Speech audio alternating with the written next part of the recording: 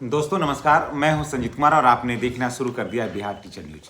दोस्तों आज बात करेंगे कि बिहार विद्यालय सहायक और बिहार विद्यालय परिचारी, क्योंकि बहुत सारे ऐसे भी हैं हमारे श्रोता हैं जो मेरे बिहार टीचर न्यूज पर भी हैं, कारण कि वो पहले बिहार हमारा ये जो चैनल था वो देख रहे थे वहाँ पर ज्ञान असली जॉब न्यूज पर। अब वो विद्यालय में आ गए हैं तो बिहार टीचर न्यूज पर भी वो जुड़े हुए हैं और कमेंट कर रहे थे कि सर हम लोग आपके चैनल को देख करके ही हम लोग ज्वाइन भी किए और अब भी आप ही का चैनल साथ है हमारा। तो हम लोगों का जो अनुकंपा के आधार पर बिहार विद्यालय सहायक और बिहार विद्यालय परिचारी के जो लोग हैं और जिनकी नियुक्ति हो गई है तो उनको आखिर जो वेतन मिल रहा है, जो सैलरी मिलेगी, जैसा कि देखिए पहले क्या हुआ था कि प्राण नंबर जनरेट करना था। इन लोगों को क्या करना था कि प्राण नंबर जनरेट करना था। प्राण नंबर जनरेट करने के बाद इन लोगों को पेमेंट देना था, ठीक है। तो अब क्या हुआ कि उसे शिथिल कर दिया गया है। ज़रा सोच लीजिए कि उसे शिथिल कर दिया गया, कहा गया कि नहीं आप प्राण नंबर जनरेट नहीं करिए। प्राण नंबर जनरेट किया जाता है उन सारे कर्मचारियों का जो राज्य स्तर के कर्मचारी होते हैं, ठीक है, जो परमानेंट कर्मचारी होते हैं। तो उन लोगों को प्राण नंबर जनरेट करना था, लेकिन प्राण नंबर जनरेट नहीं हो पाया। अब हुआ कि इन लोगों को जो नियत वेतन है, कहने का मतलब एक फिक्स वेतन, नियत वेतन का मतलब होता है फिक्स वेतन। जैसे 16,500 रुपया अगर इनको देना है तो 16,500 रुपया इनको दे दिया जाए, ऐसे ही दे दिया जाए। उसके लिए कोई भी ज़रूरत नहीं है ज़्यादा कुछ, और इनका डॉक्यूमेंट्स वेरिफिकेशन अभी नहीं हुआ है। जहाँ जो जिनकी नियुक्ति हुई है उनका डॉक्यूमेंट्स वेरिफिकेशन अभी नहीं हुआ है, उनको ऐसे ही समझ गए दे देना है पेमेंट दे देना है। ये आपको मैं बता देता हूँ कि अभी देखिए क्या है, CFMS के माध्यम से पेमेंट दे देना है। तो कितना देना है आपको, थोड़ा हम आपको याद दिला देते हैं। 16,500 रुपया दे देना है किसको, विद्यालय सहायक को यानी क्लर्क को, और 16,500 रुपया, और 500 रुपया का वार्षिक इंक्रीजमेंट होगा, और उसके बाद 15,200 दे देना है परिचारी को, समझ गए। 15,200 रुपया दे देना है परिचारी को, और इनका इंक्रीजमेंट जो होगा वो होगा 400 रुपया प्रति वर्ष। तो ये मैं बता रहा हूँ कि 400 रुपया जब प्रति वर्ष होगा तो इनका नियमावली कौन सा है, 2020 की नियमावली है, समझ गए। तो बहुत सारे हमारे साथी लोग कमेंट कर रहे हैं कि जिनकी नियुक्ति हो गई है, ज़्यादातर वही अब कमेंट करते हैं, क्योंकि पहले नियुक्ति जब नहीं हुई थी तो भी हमारा वीडियो देख रहे थे और जो भी हमने सलाह दिया उसका उन लोगों ने पालन किया, और अब तो विद्यालय में ही आ गए हैं। तो अब तो हमारी उनकी मुलाकात भी होती है और आपस में हम लोग राय सलाह भी व्हाट्सएप के माध्यम से राय सलाह भी करते हैं एक दूसरे से। तब अब देखिए कि अभी आपको मैं बता देता हूँ कि अभी आपका नियत वेतन है, इसीलिए तो आपको आपका जो था प्राण नंबर अब जनरेट नहीं हो रहा है। तो सरकार का कहना है कि अभी इनको नियत वेतन दीजिए। तो नियत वेतन जो आप पा रहे हैं ये नियमावली 2020 का है, समझ गए। ये नियमावली 2020 का है, उसी पर आपकी नियुक्ति हुई है।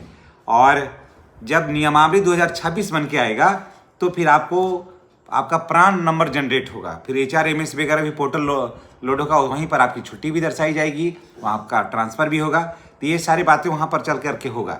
तो आपको ये कह रहे थे लोग कि क्या होगा इतना कम पैसा में, तो मैं आपको बता दे रहा हूँ कि इतना कम पैसा नहीं मिलेगा, घबराइएगा नहीं। आप पूरी जानकारी लेते रहिए, इतना कम पेमेंट आपको किसी भी कीमत पर नहीं मिलेगा।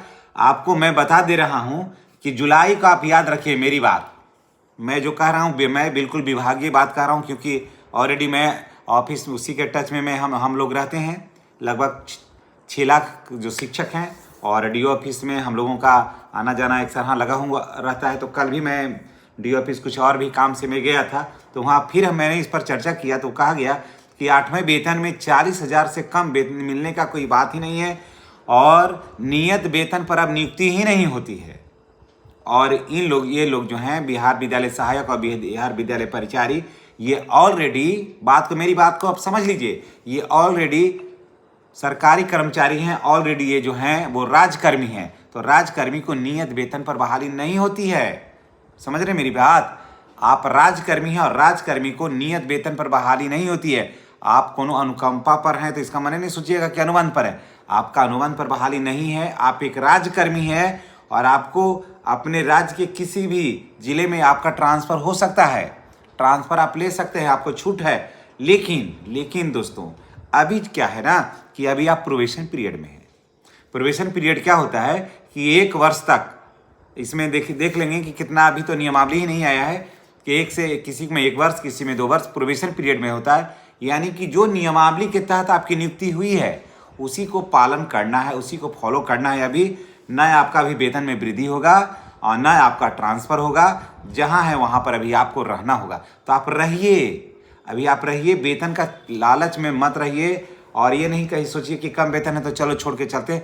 बहुत पछतावा होगा, बहुत पछतावा होगा और आपको बहुत सारी सुविधाएं मिलेगी और आपको भी अनुकंपा का लाभ मिलेगा, आपके बच्चों को भी अनुकंपा का लाभ मिलेगा। ये सारे नियम हैं आपका। फिर आपका मैं आपको बता देता हूँ, ये कोई नहीं, कहीं नहीं कोई बताएगा। आप अपना देखिएगा कि जो भी लोग हैं जिनकी नियुक्ति हो गई है वो लोग देख लीजिएगा कि SBI का जो अकाउंट है उसको सेविंग अकाउंट में नहीं रखिएगा, उसको सैलरी अकाउंट करिएगा। समझ गए? सेविंग अकाउंट होता है, एक सैलरी अकाउंट होता है। तो आप ऑलरेडी जब कर्मचारी हैं तो आप उसको सैलरी अकाउंट में SBI वाला में जो खाता है ना उसको सेविंग नहीं, उसका पासबुक आप निकालिए, उसको देखिए कि सेविंग है या फिर सैलरी अकाउंट है। अगर सेविंग है तो उसको आप सैलरी अकाउंट में कन्वर्ट करिए। उसके लिए क्या करना है कि आपको आधार कार्ड, आपको उसके बाद पैन नंबर और आपका पासबुक का फोटोकॉपी आप लगा के वहाँ दे दीजिए। समझ गए? तो आपका सैलरी अकाउंट में कन्वर्ट हो जाएगा। लेकिन इसके लिए एक नियम है उसमें कि 6 महीना का सैलरी स्लिप भी लगता है। समझ गए? तो अभी तो आपका वेतन स्टार्ट ही होगा तो उसके बाद आप उसमें कन्वर्ट करवा लीजिएगा। और ऑलरेडी अगर सैलरी अकाउंट है यानी जिसमें वेतन आता है उसमें लिखा रहता है, मोड रहता है कि सेविंग है, बिजनेस अकाउंट है या सैलरी अकाउंट है, तो आप उसको सैलरी अकाउंट करवा लीजिएगा। ठीक ना? ये बात को एकदम याद रखिएगा। ये सब जानकारियाँ जो है वो किसी और माध्यम से नहीं मिलेगा, ये सब जानकारियाँ मेरे ही माध्यम से मिलेगा है आपको। और चैनल को आप हर हाल में सब्सक्राइब करिए। जैसे उधर भी सब्सक्राइब किए हुए थे ना ज्ञान असली जॉब न्यूज, तो मैं तमाम भाई बहनों से, मैं बच्चों से रिक्वेस्ट करूँगा कि इस चैनल को आप सब्सक्राइब निश्चित रूप से आप करिएगा। यहाँ हर जानकारी जो है ना, जैसे देखते हैं आप पढ़े होंगे LIC में कि जीवन के साथ भी और जीवन के बाद भी, तो मेरा ये चैनल है और मैं जो हूँ आपके नियुक्ति के पूर्व भी मैं हूँ और नियुक्ति के बाद भी हूँ। आपको नहीं यकीन है तो बिहार टीचर पॉइंट अभी मैंने नया लॉन्च किया है, इसमें 600 के आसपास सब्सक्राइबर है। तो मैं आपसे यही कहूँगा कि आप इसको सब्सक्राइब करिए। और भी अगर आप देखिएगा तो देखिएगा बिहार टीचर पॉइंट, लगभग उसमें 35-36 हज़ार सब्सक्राइबर है मेरा, तो वहाँ भी आप जा करके देख सकते हैं। तो वहाँ नहीं, आप लोग जो है यहीं पर आप आइएगा बिहार टीचर पॉइंट पर, जो मेरा चैनल है हम उसका लिंक आपको दे देंगे जिस पर आप अभी देख रहे हैं, और या फिर जो उस पर है ज्ञान असली जॉब न्यूज़ पर जो भी वहाँ के भी दर्शक हैं, तो मैं रिक्वेस्ट करूँगा कि आप यहाँ पर के आकर के इसको बिल्कुल आप देखिएगा ताकि आपको पूरी जानकारी हो। और न्यू वैकेंसी भी मैं आपके साथ बता दे रहा हूँ कि नया सरकार के गठन के बाद अप्रैल में नई वैकेंसी के आने की पूरी संभावना है। चलिए इसी के साथ हम आपसे विदा लेते हैं। नेक्स्ट वीडियो में हमारी और आपकी फिर मुलाकात होगी। चैनल पर नए हैं तो चैनल को सब्सक्राइब करना नहीं भूलिएगा। धन्यवाद दोस्तों।